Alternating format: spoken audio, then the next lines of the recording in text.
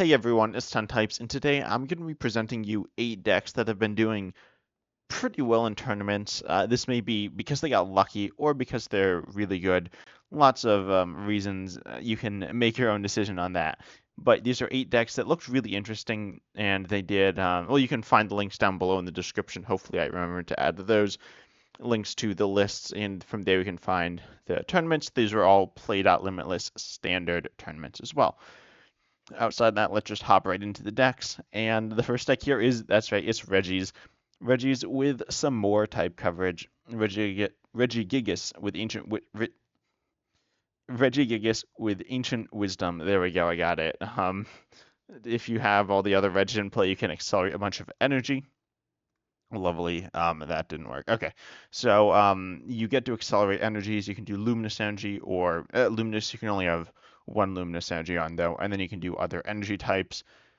You can attack with every Pokemon in the deck as well, which is pretty nice. Good against control, I guess. Although you could turn off your luminous, so then you can't. But it's pretty interesting. You just like accelerate from your discard to your Pokemon in play. You have a bunch of different Reggies. If you haven't heard of the deck, it's a fun deck. It's not very good, but then the list runs 4 copies of Thornton.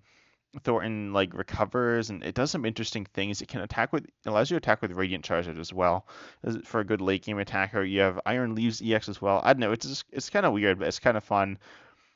I might try this deck. I might not. It seems kind of sketchy, but it's pretty fun, and I just wanted to showcase it. Just talk about it some. Next up, we got ourselves an Archus Box with Alolan Vulpix V-Star and Noivern EX to wall basics. I thought this deck just looked pretty straightforward, but pretty cool. And I think Alolan Vulpix V-Star, it walls Pokemon with abilities, and that's a lot of them. And I think it's super underrated right now. Very few decks, very few decks are unaffected by it. A lot of decks are walled by it, and some are really brutally walled by it and just can't really do much of anything. It's good against Charizard. It's good against um, other things. It's mostly good against Charizard, but that's like probably over half the matches that I play against. So yeah, that's pretty good. Noivern Walls basics, so pretty good there as well. We also see Professor Toad's scenario that's making a big, I don't know if I'd say not really comeback, but a big uh, rise. It's on the rise because people are playing. Well, one, being able to heal is really nice, especially against Charizard, which can't necessarily one-shot you. And on top of that, it's also really nice against control, which is seeing less play now, but still seeing a good chunk. Outside of that, pretty normal Arceus stuff, but still pretty good. Most of these decks aren't really in any particular order here either. Next up, we got this Goldengo list, and this is like a deck that I played against a few times on the ladder. It's pretty interesting. It just is, well, I mean, it's pretty straightforward, but pretty unique in its build, where you have Goldengo EX to just, go do Goldengo things, do big damage for 1 energy. And really interestingly, that's it, right? It doesn't really have any other Pokemon. It has Ditto to speed you up, and it also has, and Ditto, I guess, is essentially means Radiant Greninja's Buddy Buddy Poppin, searchable, kinda. And then Pokestop, and you got very few supporters. You got one Boss, one Roxanne, one Professor Snare, one Gardenia's Vigor as well, which is really interesting. I'm actually not sure the point of this. Is it that I guess it can help attack with Radiant Greninja, and also I guess it helps against Espathra. I'm not sure the exact use. I think Radiant Greninja, that would make sense, but it seems awkward as well. Still a super fun looking deck. A very straightforward way to play Goldengo. Some people have been playing it with what's the main engine? Maybe Curlia. I don't know. People have been playing Dunsparce as well, and yeah, Goldengo. Oh, and Palkia as well. There are a bunch of ways to play it, but this one's like interesting, unique, and I've seen it a few times. And just wanted to show it off here. And today's video is also a bit of a shorter video. Yeah, it is, but. Then we got Bayonet, Gardevoir. Gardevoir is a deck that I want to I think I might make a whole video talking about. It's really interesting. I don't know if it's good. I haven't decided yet. I was never a massive fan of the deck. I mean, I was a fan of the cards in the deck, Gardevoir EX and Curlian. I think they're very good cards, but I just don't really like playing the deck. That doesn't mean it's bad though. And this list uses Bayonet EX to item lock, which is really difficult to deal with for a good chunk of decks and really disruptive, especially if you use this against a rare candy deck before they can rare candy. That kind of requires you go first. You could use Salvatore to item lock turn 1 going second, but this list doesn't run that. Outside of that, it's normal. You have like Gardevoir EX to power stuff up. You can do Poltergeist as well, which does 60 for each trainer in your opponent's hand, which is pretty powerful. You have Disruption, you have Reading Alakazam as well, Calamitous Wasteland as well, and increase your opponent's active Pokemon's attack cost, or sorry, retreat cost, if they are a basic that's not a fighting. So I don't know. I thought it's a different way to play Gardevoir, and Bayonet's on the rise. It's pretty good against Charizard, especially if you are going first, and also which sometimes Charizard even chooses to go second. But it's pretty interesting. I do think Gardevoir is also it's on the rise. It's arguably a top 10 deck now. I on my most recent top 10, I guess my only top 10. I'll probably make another one later this week, but I did not have Gardevoir in the top 10, but I'm not sure whether it belongs there or not. Outside of that, somewhat, I don't know, it's kind of weird. This is another pseudo like turbo deck. It's very straightforward um, in terms of the number of cards it plays, but it's also kind of complicated. It's really weird. I don't know what to think. It runs two UEXs. Interesting stuff going on here all around. A little weird as well, but I think it looks kind of interesting. Next up here, we got a really crazy deck though, or at least a very uncommon deck, very rogue deck, and Rotom V/V Star, which is 80. Rotom V does 40 base, but you put any number of tools in your discard into your lost one, you do 40 per. Then you do have, oh, I need to stop clicking on that. Then you have a bunch of different tools. You can discard them. You have TMs. You just have a bunch, right? And then you also have access to Iron Hands EX and Miraidon EX, but you also have Electric Generator to power yourself up. But you don't have a lot of energy. You only have 9, so that's kind of interesting. Lots of super odds, very turbo-y. You have Toolbox. You have Explorer's Guidance, Grant, Boss, and Research. Those are your only supporters, which is kind of interesting. And I don't know, it's just a little bit weird, but looks really fun. And then you also have Darkrai V-Star, which is a card that is really interesting. V-Star power lets you go ahead and recover a basic Pokemon, or sorry, no, recover up to 2 items from your discard into your hand. Really great. You can get back electric generators, all sorts of different things. You can technically attack with it, but you won't get any boosted damage. But pretty interesting here. I know some people are really big fans of Rotom V and V Star as an attacker because it's kind of funny and it is cool as well. Next up, we got, I think this deck was called Palkia on Limitless, but it's Palkia V Star Pidgeot EX with a 1/1 Blastoise EX.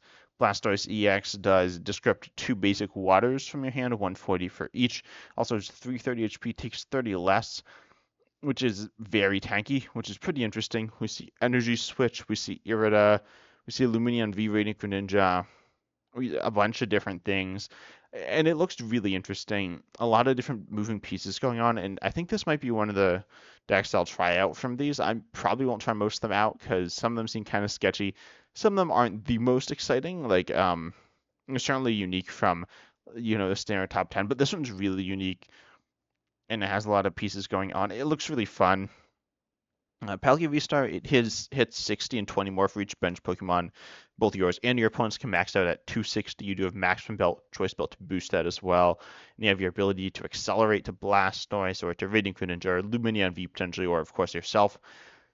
And there's a lot of, really interesting things going on here. We see the power of the Pidgeot engine as well. So you have a lot of different cards in the deck. Also, Cypher Maniac's code breaking is interesting because it puts 2 cards on top of your deck. The only way to draw that, I guess you have 2 or 3. You could top deck them, but the big thing is Radiant Greninja. You do have Mew EX as well. Overall, just a really interesting list. Kind of built almost like a Charizard deck, but obviously it's not Charizard. But it is showing off the power, and it seems like it's kind of like a Charizard deck, which is interesting. I know some people think Charizard is overplayed, but it is I think it's still an interesting deck. Second to last deck here, we got Cloth with Cramorant, and this deck has been played by actually a bunch of different YouTubers, which is kind of interesting.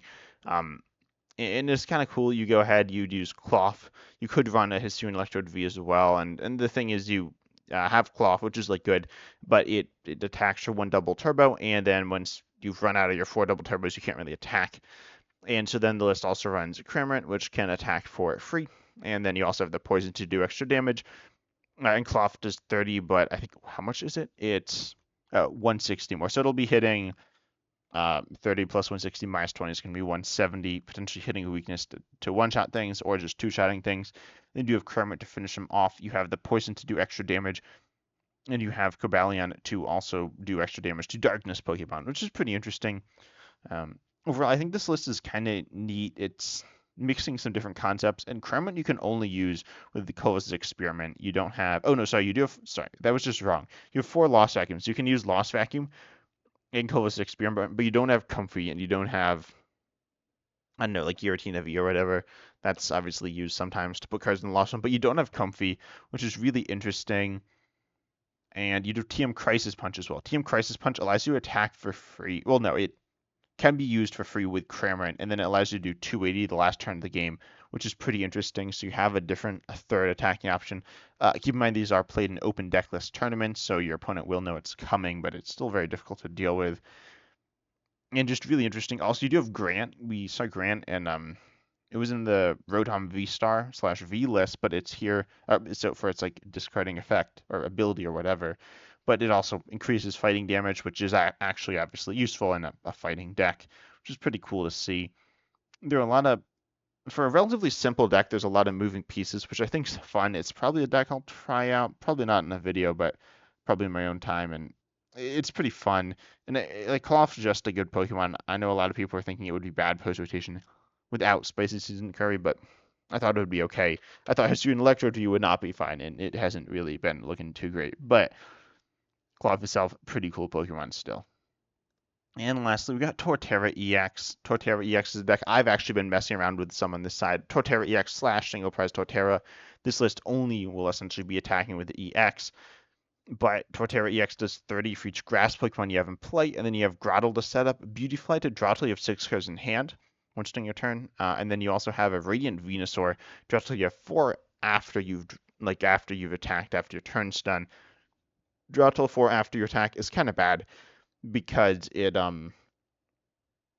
mean once you do that then you're probably taking your prizes, and so it's not so good, but that's fine. We also see a Scyther as a free retreater, which is kind of fun.